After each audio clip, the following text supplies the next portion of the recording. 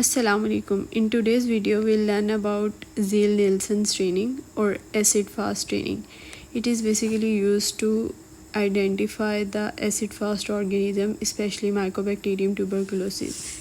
First of all, we'll talk about its principle. Principle is based on high lipid content, especially mycolic acid, which is present in the bacterial cell wall. When it is stained with carbon fustian stain and heated, the dye penetrates the wall. Even after the decolorization with acid alcohol, the acid fast bacteria retain the red stain, so they are called acid fast.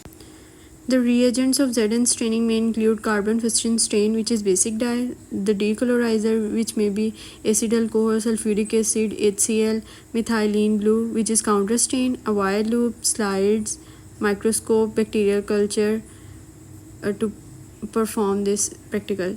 First of all, we'll prepare the smear and then heat fix the slide with the help of flame.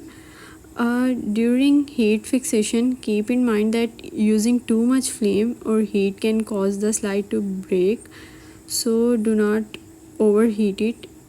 After heating, now flood the entire slide with carbon fustian stain.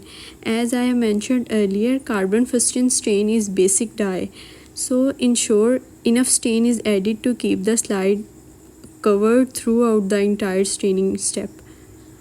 After staining it, use a burner and heat the slide until they are steaming for 5 minutes by using low or intermittent heat. In very next step, we'll wash the slide with water and then add decolorizer, which may be acid alcohol or any other thing that I have mentioned earlier, for 5 minutes. After adding this decolorizer, wash the slide thoroughly with water and then drain any excess from the slide. In the last step, add the counter stain on the slide. Keep it for 2 to 3 minutes.